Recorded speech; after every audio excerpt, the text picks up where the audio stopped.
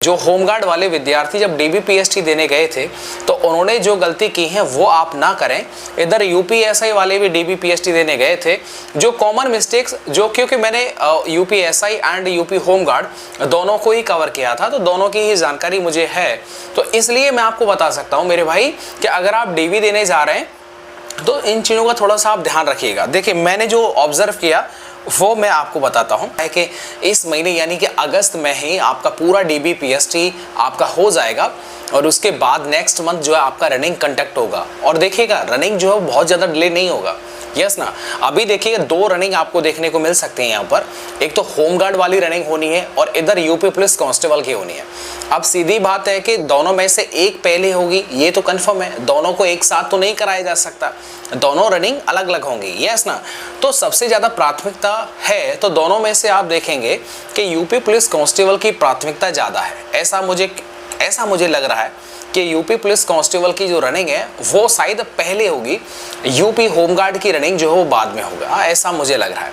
तो इसके लिए अब आप देख लीजिएगा कि आज आपको पता है 11 तारीख हो गया और 11 तारीख इस महीने में बहुत ज़्यादा समय नहीं है समापन होने में, क्योंकि आपको डीबीपीएसटी कराना होगा। अब डीबीपीएसटी जब आप कराएंगे तो उसके लिए बहुत ज़रूरी चीज़ें जो कि आपने होमगार्ड के डीबीपीएसटी के दौरान देखी होंगी, नहीं देखा तो वो मैं बता देता हूँ। जो विद्यार्थियों ने गलतियाँ किया है, पहली बात तो जो भी आपके डॉक्यूमेंट्स हैं वो तो आपके पास में नॉर्मली होंगे, लेकिन मेन जो डॉक्यूमेंट हैं जैसे EWS है और OBC वाला है जो आपकी कैटेगरी डिसाइड करता है, ठीक है। जो आपका कैटेगरी डिसाइड करेगा वो डॉक्यूमेंट जो है वो आपका एक डेट आपको दे रखा था। जो EWS एंड OBC वाला जो सर्टिफिकेट मांगा गया था इस भर्ती के लिए वो 1 अप्रैल 2025 के बाद का और 30 जनवरी 2026 यानी कि इस डेट से लेकर के इस डेट के बीच में आपका जो डॉक्यूमेंट था वो होना चाहिए था, ठीक है। अगर आपने इस तारीख के बीच वाला नहीं लगाया है, पुराना लगा दिया है, तो फिर वो जो आपका जो जाति है वो काउंट किया जाएगा अनरिजर्व में और आपको बेनिफिट नहीं मिलेगा। आप OBC का EWS का फ़ायदा नहीं ले पाएंगे। 2 चीज़ें यहाँ पर बड़ा जो है वो कन्फ्यूज़न हुआ विद्यार्थियों को कि बहुत ऐसे भी विद्यार्थी हैं जिन्होंने जाति प्रमाण पत्र आपको बताया है कि राज्य की भर्ती है तो राज्य का ही आपको लगाना है, आप स्टेट का नहीं लगा सकते, यस। तो उन्होंने जो है वो जो सेंटर का लगा दिया था, क्या केंद्र का आप नहीं लगा सकते। लेकिन ऐसे विद्यार्थी जिन्होंने अपना जाति प्रमाण पत्र केंद्र का लगा दिया था उनको जो है उन ऐसे विद्यार्थियों को भी अनरिजर्व में काउंट किया गया था, ठीक है। तो अब जो आप फॉर्म में डॉक्यूमेंट्स लगा चुके हैं, सबमिट कर चुके हैं, उसमें तो अब आप चेंज नहीं कर सकते, यस ना। अब तो उसमें कोई संशोधन नहीं हो सकता। तो वो गलतियां बता रहा हूं जो ये होमगार्ड और यूपीएसआई में हुई हैं। इसके बाद क्या होता है कि फॉर्म भरने के दौरान आपसे भी कुछ मिस्टेक्स हुई होंगी या फिर आपने दूसरे से फॉर्म भरवाया होगा और उस फॉर्म भरवाने के दौरान आपने देखा होगा साइबर कैफे वाले ने आपका मार्कशीट का नंबर जो वो चेंज कर दिया, थोड़ा बहुत डिफरेंस आ गया, या फिर आपके पेरेंट्स का नाम जो है या फिर आपके नाम में स्पेलिंग मिस्टेक हो गया, या फिर जहाँ पर कहीं सिंह सिसोदिया ये सब लगाना चाहिए था वो नहीं लगाना चाहिए, मतलब समझ रहे हो, जो आपके डॉक्यूमेंट में एग्जैक्टली वो ना हो करके कुछ और हो गया। वो कोई भी डॉक्यूमेंट हो सकता है।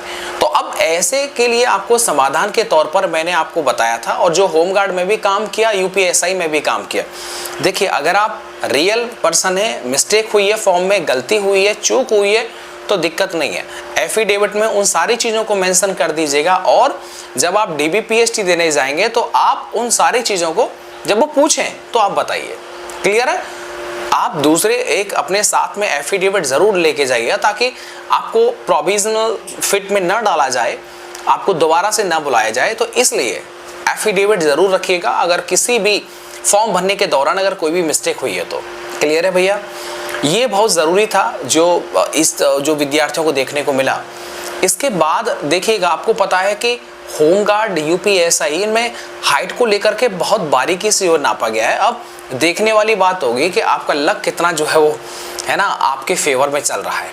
लक से बोले तो भैया, क्योंकि अब देखिए 168 कम से कम जिस कैटेगरी के लिए OBC 168, अब ऐसे में किसी का 167.05 है, सीधी बात है उसको टेंशन होगा, यस ना। तो वहाँ पर डिपेंड करता है कि वो आपको कैसे लेते हैं।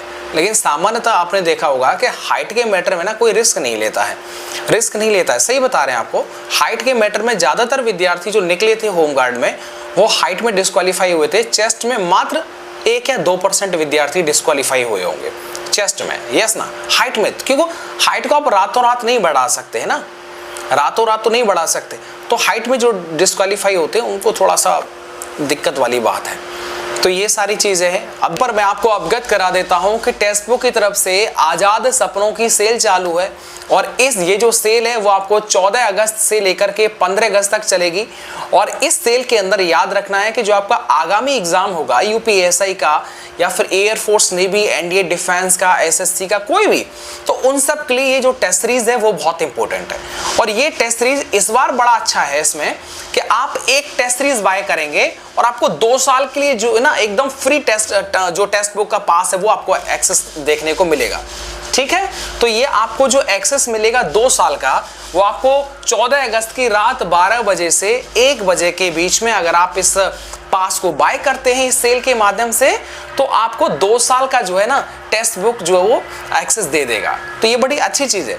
अगर आप 12 से 1 बजे के बाद अगर आप बाय करते हैं तो फिर आपको 1 साल का ही मिलेगा। और ये कितने में मिलेगा? 349 में। अगर आप इसे और सस्ता परचेज करना चाहेंगे तो उसके लिए कूपन कोड अप्लाई करना पड़ेगा RCU, तो ये आपको 12% आपको और छूट दे देगा। डिस्क्रिप्शन बॉक्स में लिंक दिया हुआ है, जाइए और जरूर इसे डाउनलोड कर लीजिएगा और 14 तारीख रात 12 बजे से 1 बजे के बीच में इस सेल का पूरा फायदा उठाएं। देखिए, कुछ लड़कियां भी ऐसी थी जिनको कम से कम 40 किलो वजन तो होना चाहिए था, लेकिन उनके 40 किलो भी नहीं था, तो वो वजन की वजह से डिस्क्वालीफाई हो गई।